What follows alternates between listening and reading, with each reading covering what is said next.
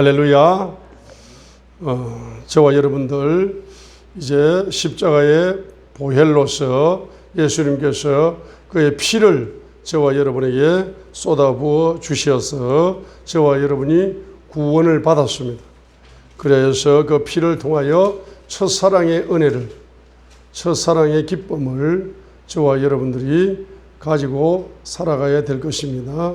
그럼에도 불구하고 첫사랑의 기쁨을 통해서 살아가게 될 때에 그 십자가의 보혈 속에 더 깊이 들어가서 더 깊은 사랑을 누리고 더 깊은 구원의 감격과 구원의 눈물과 구원의 은혜를 주님께 찬양하며 살아감으로 말미암아 그 십자가의 보혈 속에서 구원의 기쁨을 통해서 만복을 받아 누리면서 그 만복을 복음을 전하는데 투자하면서 영혼을 구원하는데 투자하면서 살아가야 되는 저와 여러분입니다. 그럼에도 불구하고 저와 여러분은 그와 같은 축복 속에 깊이 들어가지 못하는 것은 바로 슬픔을 가지고 있기 때문입니다. 옆에 얼굴을 쳐다보세요. 머리끝에서 발끝까지 슬픔이 가득 차 있는 얼굴을 가지신 분이 성도 중에 있습니까? 없습니다. 영적으로 보게 되면은 나는 예수님을 믿고 구원을 받아서 나는 기쁘고 행복한 삶을 살아갑니다 라고 입으로 고백하고 있지만은 그 얼굴을 보게 되면은 그 얼굴에 기쁨의 꽃이 떨어진 사람이 너무나 많습니다. 자, 그래서 오늘 창세기 3장과 4장을 보시게 되면 인류 속에 원죄가 들어오게 될 때에 원죄가 가지고 온 것이 슬픔의 영을 가지고 왔다 이 말입니다. 그래서 여자에게는 창세기 3장 16절에 고통과 수태가 가정되는 그와 같은 슬픔이 들어왔다는 사실입니다. 남자에게는 평생도록 수고하는 슬픔이 창세기 3장 17절을 통하여 들어왔습니다. 그리고 창세기 3장 18절에는 땅이 가시던 불과 은근기를 생산함으로 말미암아서 가난한 상태, 그 가난을 통해서 가난의 슬픔이 또한 인류 속에 들어왔다는 것입니다. 아담이 원죄를 지음으로써 창세기 3장 24절에는 에덴 동산에서 쫓겨나버림으로써 나군을 잃어버리는 실나군의 슬픔을 경험할 수밖에 없었습니다. 그리고 이제 원죄가 들어온 인생에게는 바로 창세기 4장 8절에 보게 되니까 시기와 질투와 살인이 들어와서 바로 죽어버리는 죽음의 슬픔이 찾아왔습니다. 창세기 4장 12절에도 방랑자 가인을 통해서 바로 아담 부부에게 슬픔이 찾아온 겁니다. 이 아담 부부가 동굴 밖에 나가서 우리의 아들이 언제 오나 하고 이제 가만히 보고 있는데 소식이 들려왔습니다. 아벨이 들판에서 돌멩이에 맞아서 죽었습니다 하는, 자녀가 죽었다는, 자녀가 잘못됐다는 이 비통한 소식이 들려오게 될 때 아담 부부에게는 슬픔의 영이 찾아왔습니다. 자녀를 향해서 한없이 눈물을 흘렸습니다. 그리고 이제 가인을 기다렸습니다. 내 첫째 아들 가인이 언제 오나 하고 동굴밭에서 눈물을 흘리면서 기다렸지만은 자녀는 끝끝내 아담 부부에게 돌아오지 않고 이별했습니다. 떠나버렸습니다. 부모에게 인사도 하지 않고 자식이 떠나버렸어요.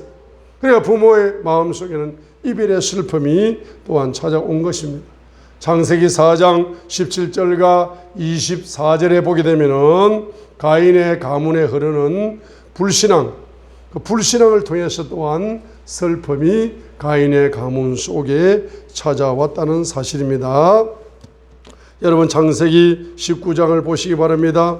그 원죄를 통해서 살인죄만 들어온 것이 아니고 바로 방탕한 음란의 죄가 소돔과 고모라를 물들이게 되었을 때에 창세기 19장 14절에 보게 되면은 사위들이 주님의 말씀을 농담으로 받아서 사이들이 유황불비에 맞아서 죽어버리는 슬픔이 롯의 가정 속에 흘러온 것입니다. 26절에 보게 되니까 롯의 아내는 불순종하여 소금 기둥이 되어져 버림으로 말미암아서 롯의 가정에 슬픔이 찾아오게 된 것입니다.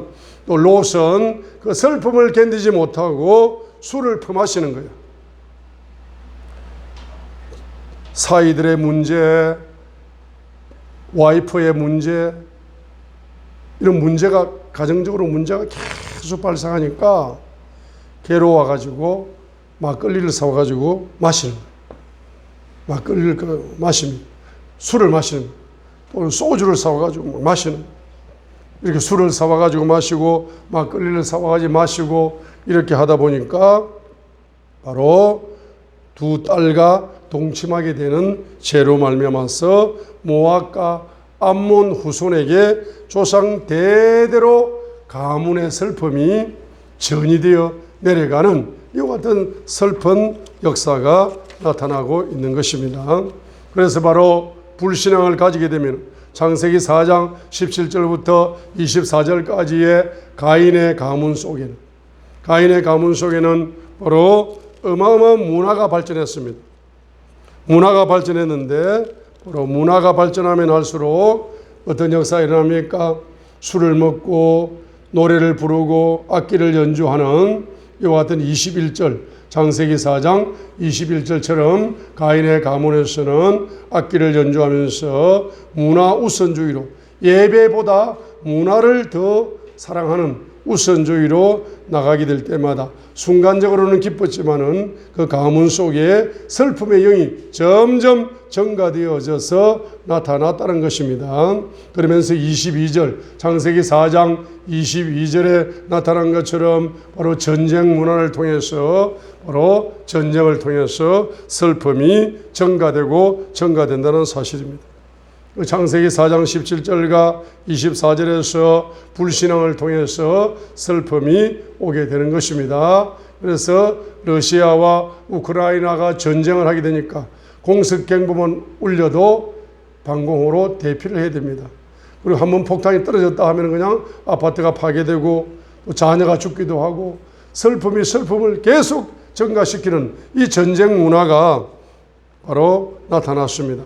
그래서 가인 가문에서는 예배보다 문화 우선주의로 나아감으로써 불신앙의 슬픔이 개인과 가정과 가문 속에 흘러갔을 뿐만 아니라 창세기 13장 10절과 11절에 보게 되면은 롯이 믿음보다 물질 우선주의의 삶을 선택함으로써 롯의 가정에 슬픔이 영이 점진적으로 증가되었다는 사실입니다.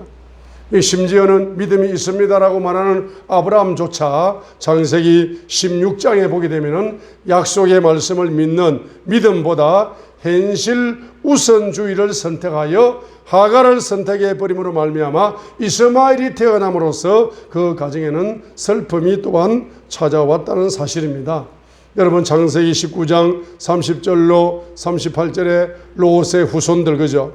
조상 롯이 구원의 은혜에 감사하지 않고 술 우선주의로 원망하게 되었을 때 그 모압과 암몬 후손들에게 슬픔의 영이 폭포수와 같이 전이되었다는 사실입니다. 한번 따라합니다. 롯처럼 구원의 은혜에 감사하지 않고 구원의 은혜를 망각해버리고 자기 자신의 괴로움을 돌파하려고 술을 퍼마신다. 술을 퍼마시게 되면서 원망을 하게 되니까 모압과 암몬의 후손, 그 가문 속에 바로 슬픔의 영이 증가되어져 나타났다는 사실입니다. 그죠? 여러분 창세기 25장 29절로 34절을 보세요. 에서가 창세기 25장 29절로 34절을 보세요. 에서가 장자권보다 배고픔의 문제가 물질 우선주의입니다. 그렇죠? 창세기 25장 29절로 34절에 에서가 바로 장자의 축복을 받았음에도 불구하고 그 장자권의 가치를 물질의 가치 밑에 둬버리는 거예요. 따라합니다. 신앙의 가치를 말씀의 가치를, 예배의 가치를, 기도의 가치를, 영적인 가치를 물질의 가치보다 낮게 생각한다. 그러니까 이제 영적인 가치를 하나님이 에서에게 장자권의 축복을 주셨어요. 영적인 축복을 주셨습니다. 그럼에도 불구하고 그 영적인 축복 위에다가 무슨 축복? 물질의 우선주의, 물질의 가치를 영적인 가치보다도 높게 생각해 버림으로 말미암아서 에서는 이삭으로부터 축복 기도를 받지 못하고, 축복 기도를 받기는 받았지만은 창세기 27장 39절로 40절에 보니까 너는 칼을 믿고 생활하게 될 것이다.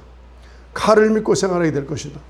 한번 따라합니다. 영적인 가치보다 물질의 가치를 우선순위를 두는 자는 칼을 믿고 생활하게 된다.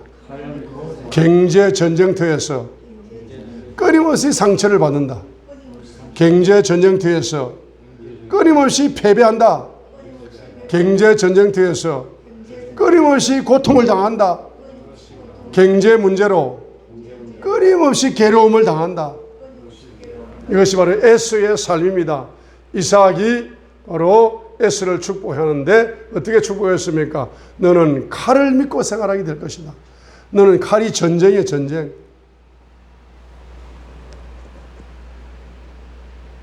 이게 바로 불신앙의 슬픔인 것입니다.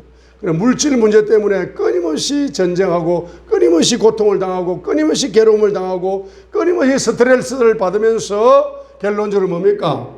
물질 때문에 결론적으로는 슬퍼할 수밖에 없는 인생이 되는 것이 바로 에서의 인생이었다는 것을 보여주고 있는 것입니다. 여러분 창세기 37장 12절로 36절에 요셉의 형제들이 바로 요셉을 노예로 팔아버렸습니다. 요셉이 어떤 사람입니까? 하나님으로부터 꿈을 받은 사람입니다. 하나님의 꿈을 가진 사람을, 하나님의 사람입니다. 그 하나님의 사람을 시기하고 질투하고 미워하다가 결론적으로 노예로 팔아버림으로 말미암아서 바로 요셉의 형제들은 7년 미래 기근의 슬픔을 경험할 수밖에 없었다는 사실입니다.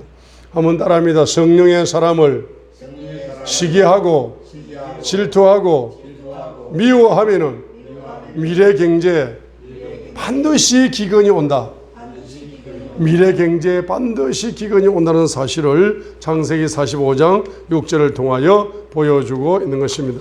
이와 같이 불신앙의 슬픔, 이 불신앙의 슬픔이 끊임없이 우리를 괴롭히고 있는 것입니다.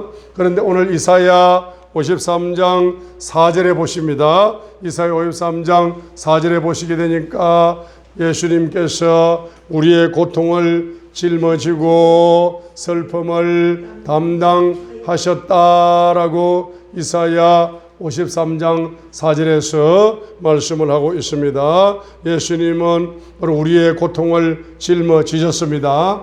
예수님은 우리의 슬픔을 담당하셨습니다. 할렐루야.